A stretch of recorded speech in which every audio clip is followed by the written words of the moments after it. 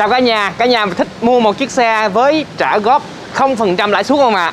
Thì hôm nay Khanh sẽ chia sẻ các chương trình 0% lãi suất dành cho tất cả anh chị em đang quan tâm đến mua hàng cái chiếc xe Hyundai Accent qua ngân hàng.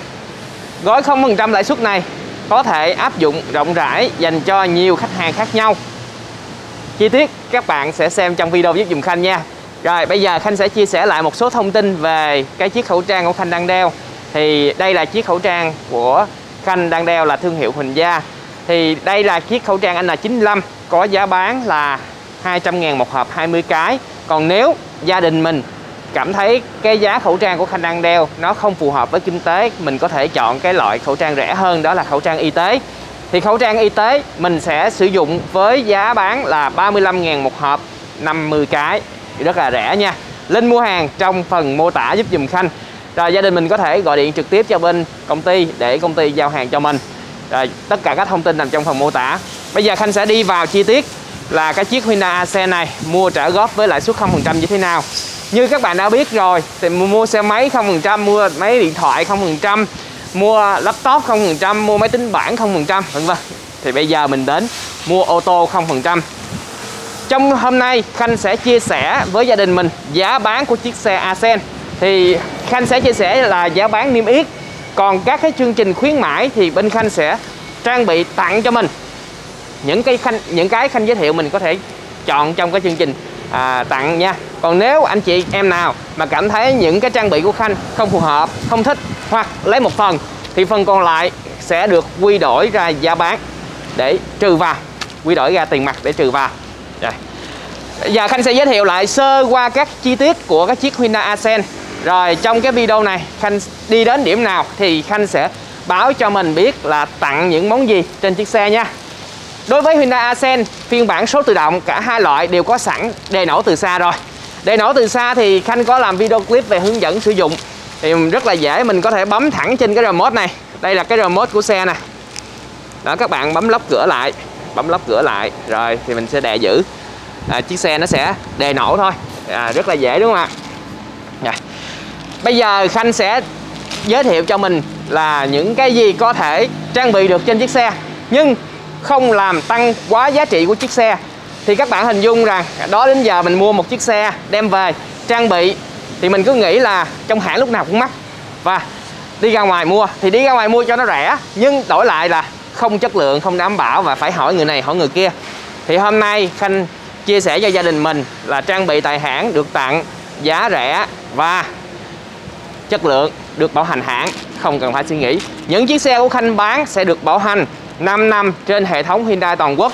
Chính vì vậy những anh chị em mà mua xa có thể yên tâm khi sử dụng. Đầu tiên đối với Hyundai Accent thì cái phần cụm đèn, đây là cụm đèn của xe rất là đẹp đúng không ạ? Nhưng cái nguồn gốc của đèn này á, cái đèn nó pha ra nó là đèn halogen màu vàng. Thì đối với đèn halogen màu vàng thì đi ban đêm nó sẽ không sáng lắm. Thì bên Khanh nếu mà gia đình mình mua sẽ được tặng bộ đèn LED công suất cao để cho mình đi ban đêm bám đường tốt hơn, an toàn hơn rất là nhiều. Đối với một cái màu sơn, màu đỏ, màu đen thì bên Khanh có chương trình tặng cho mình là phủ ceramic. Phủ ceramic cao cấp hơn rất là nhiều phủ nano nha. Phủ ceramic giúp cho bề mặt sơn bóng hơn, bền hơn và mình sẽ hạn chế xước, hạn chế chứ ông nào mà quảng cáo mà chống xước là ông đó xạo đó. Rồi, bây giờ mình sẽ đi tiếp. Khanh muốn giới thiệu tiếp cho gia đình mình cái chiếc xe đẹp thì nó phải đi đến những an toàn. Thì đó là bộ cảm biến áp suất lớp gắn vào bộ 4 cái mâm. Bộ cảm biến áp suất lớp này là gắn phía trong, rất là thẩm mỹ. Thì đối với một số nơi hoặc là một số anh em mà tặng cho quý anh chị mà cảm biến áp suất lớp gắn van ngoài thì mình đừng có sử dụng. Tại vì cái loại cảm biến áp suất lớp gắn van ngoài thì chạy một thời gian thì nó sẽ văng mất cái van. Văng mất cái van tại vì nó là van mà gắn nó nặng, nó sẽ văng mất và nó bị rung tại do nó mất cân bằng mâm á.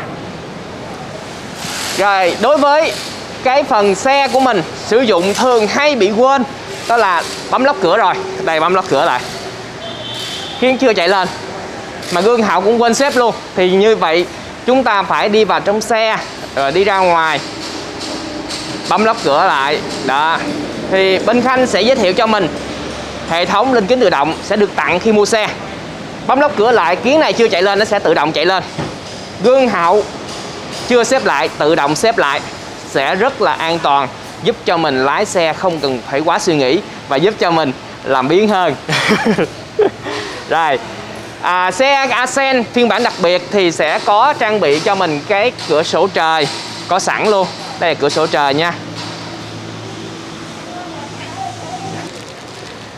Đối với các xe Ascend thì sẽ có thêm một tính năng nữa, đó là mở cốp thông minh. Các bạn cầm chiếc chìa khóa này đứng sau 3 giây tự động cốp xe sẽ mở lên. Hoặc là mình có thể bấm trên remote để mình mở cốp. Rất là tiện. Đó là những cái tiện ích mà của chiếc Ascend mà khi mà mua xe chúng ta cần phải có. Tại vì khi mà đi siêu thị hai tay hai túi đồ thì các bạn không cần phải quá suy nghĩ là chúng ta phải bỏ đồ xuống móc chiếc chìa khóa ra, đúng không ạ? Rồi. Một cái điểm mạnh nữa của chiếc Ascend đó là hệ thống bánh xe dự phòng á, nó là 5 mâm giống nhau. Tuy 5 mâm giống nhau nó không phải là quá mới, nhưng bây giờ do là chi phí tăng cao thì các hãng đa số là dẹp đi cái phần mâm 5 mâm giống nhau thì nó chỉ còn mâm thép thôi. Thì cái chiếc Ascend này nó vẫn còn 5 mâm giống nhau, đó là một cái lợi thế.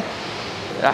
Khanh giới thiệu tiếp cho gia đình mình là đối với một chiếc xe mà thường đi trong khí hậu miền Nam á, thì rất là nóng, thì 10 chiếc đi ra là hết 10 chiếc cần phải có phim cách nhiệt, đúng không ạ? Nếu quý anh chị chọn phim cách nhiệt mà không đúng hoặc là chọn ngay phim giả thì mình đi á, sẽ bị rất là nóng, mất công phải đi lột ra, hoặc là những cái loại phim giả nó sẽ gây mờ, không an toàn. Thì quý anh chị lắp đặt trong hãng được tặng bộ phim cách nhiệt, sẽ được tặng với chất lượng là bảo hành 10 năm và quý anh chị không cần phải quá suy nghĩ về cái chất lượng phim cách nhiệt, hãng sẽ đảm bảo cho anh chị chuyện này. Phim cách nhiệt sẽ giúp cho mình lái xe đỡ phải mệt, tại vì khi mà nắng quá đó thì mình lái xe nó sẽ bị dễ mệt khi đi những chuyến đường dài. Rồi bây giờ Khanh sẽ giới thiệu tiếp cho mình.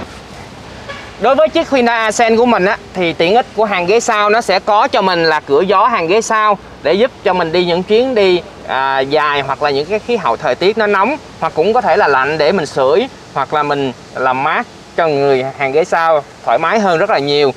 Còn một tiện ích nữa đó là cái cổng sạc USB mà Khanh muốn giới thiệu với gia đình.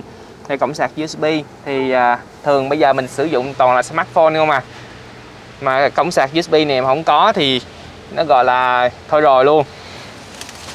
Giới thiệu với gia đình mình là cái phần nội thất của chiếc xe Hyundai Ascend. Thì đây là một trong những cái nội thất được đánh giá về thiết kế rất là đẹp. Đầu tiên Khanh muốn giới thiệu với gia đình mình là cái vô lăng này, cái vô lăng bọc da, cầm rất là thích, đúng không ạ? Thì trên vô lăng nó đầy đủ các cái chức năng để giúp cho mình thuận tiện trong quá trình lái xe. Đầu tiên là cụm phím âm thanh nè, kế đó là cụm phím điều khiển hành trình ga tự động Cruise Control, nó có sẵn cho mình. Rồi những cái tiện ích khác giúp cho người lái không phải quan tâm quá về cái chiếc xe, đó là hệ thống đèn tự động auto, rồi hệ thống gạt mưa tự động auto. Thì khi mà mình chuyển về cái chế độ đèn tự động và gạt mưa tự động thì mọi việc là vào tối thì tự động nó sẽ bật ra, sáng tự động tắt, rồi tắt máy xe, đèn chưa tắt thì tự động nó cũng tắt luôn. Đi vào điều kiện thời tiết mưa thì tự động gạt mưa, chúng ta không cần phải quá suy nghĩ là cái chiếc xe của mình phải bấm cái cần nào, đúng không ạ? Đôi khi cái công việc mà lái xe như vậy mà mình có nhiều công việc làm ăn thì mình không có nhớ. Về phần cụm đồng hồ của xe thì được thiết kế là dạng màn hình, nó có hai cái màn hình hai bên thì sẽ giúp cho mình đi ban đêm quan sát rất là đẹp và trực quan, dễ nhìn hơn tất cả các thông tin hiển thị. Đối với xe mình được trang bị là cái gương chống chói tự động phía trong xe, thì khi mà đi ban đêm á, các bạn gặp cái ánh sáng của đèn phía sau chiếu vào thì tự động nó sẽ tối lại, mình sẽ không bị chói mắt đi ban đêm. Đây là một tiện ích giúp cho mình lái xe an toàn hơn. Khanh giới thiệu với mình là màn hình trung tâm. Thì màn hình trung tâm của chiếc Ascend nó rất là nhiều thông tin mà giúp cho mình trong quá trình giải trí. Còn những anh chị nào cảm thấy cái màn hình nguyên bản theo xe không phù hợp thì bên Khanh sẽ tặng cho mình cái màn hình Android, và gia đình mình có thể kết hợp hệ thống 360 độ vừa lái vừa kiểm soát cái hai bên góc bánh xe, an toàn hơn rất là nhiều. Ngoài ra hệ thống camera 360 độ thì nó sẽ quay luôn, nó thay thế bằng cái camera hành trình, tức là nó quay bằng 4 mắt camera, thì mình sẽ quay được 4 góc xe. Như vậy thì có bất kỳ những cái gì đó xung quanh 4 góc xe thì mình đều nhìn thấy được hết, và nó sẽ lưu lại bộ nhớ để làm những cái bằng chứng giúp cho mình kiểm soát những cái thông tin khi mà xảy ra những sự cố không hay tốt hơn. Rồi bây giờ Khanh đi lại cái tính năng chính của cái màn hình. Đầu tiên là nhà sản xuất họ đã trang bị cho mình là cái bản đồ có cảnh báo tốc độ.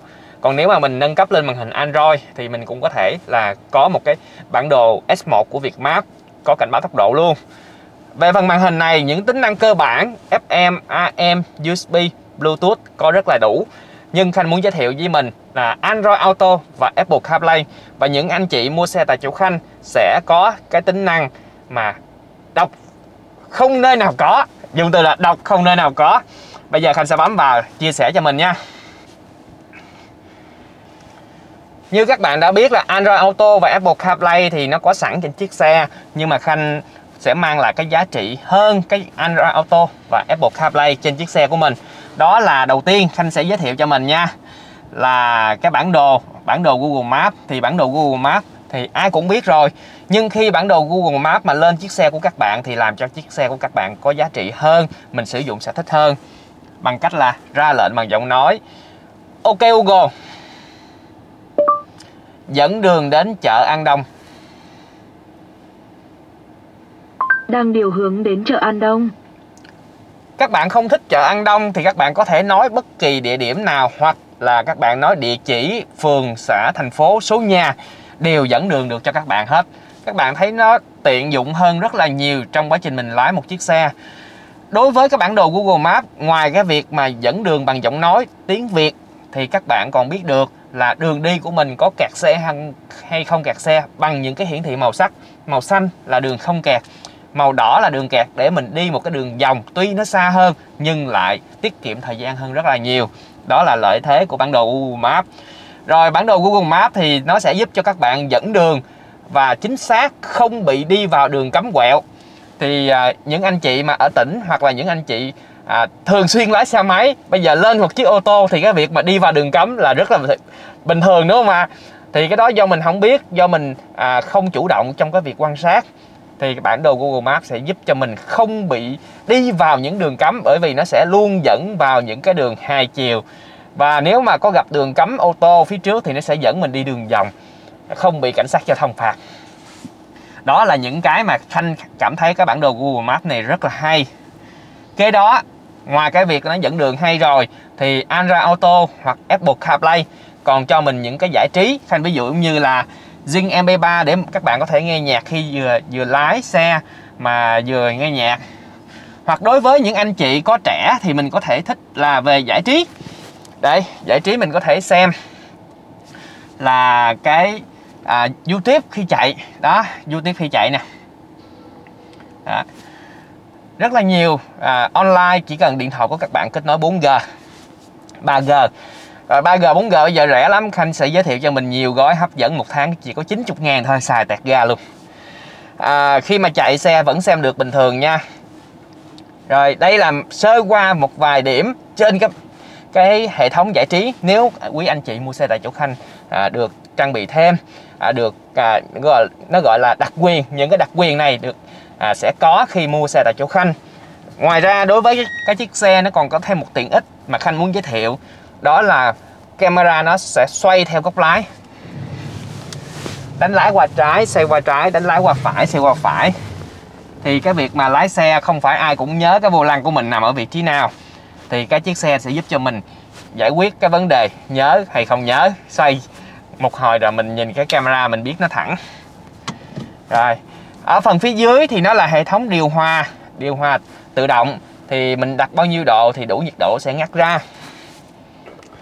Rồi hộp số của xe thì được thiết kế là hộp số tự động 6 cấp. Thì đối với một số anh chị thì có dị ứng với những cái hộp số CVT, thì mình có thể sử dụng cái hộp số tự động có cấp để mình lái xe, để cho mình có những cái trải nghiệm nó gọi là thực hơn so với hộp số CVT. Mỗi hộp số thì nó đều có cái ưu và cái nhược điểm khác nhau. Trên đây Khanh đã giới thiệu cho mình những cái món quà tặng khi anh chị mua xe tại chỗ Khanh được tặng. Còn nếu anh chị cảm thấy những món quà tặng này không phù hợp với nhu cầu sử dụng của mình mà mình vẫn thích một chiếc xe nguyên bản thôi trừ hết, bên Khanh vẫn có thể hỗ trợ giúp cho mình thay đổi theo nhu cầu của từng gia đình. Ngoài ra cái chương trình trả góp 0% thì quý anh chị sẽ liên hệ các bạn, bên Khanh sẽ tư vấn dành riêng cho cái chiếc xe Ascend này. Bên Khanh chương trình trả góp 0% áp dụng cho dòng xe i10, Elantra, Ascend, Tucson và Kona. Chỉ có Santa Fe là không có chương trình trả góp 0% thôi. Thì mọi chi tiết quý anh chị liên hệ số hotline 0788 555 444. Bên Khanh sẽ tư vấn và giải đáp thêm các thông tin liên quan nếu anh chị có những cái thắc mắc về chiếc Ascend khi mua mới. Nếu những video của Khanh chia sẻ hữu ích, đừng quên nhấn nút đăng ký, nhấn dấu chuông để luôn nhận những video mới nhất. Bye bye, xin hẹn gặp lại.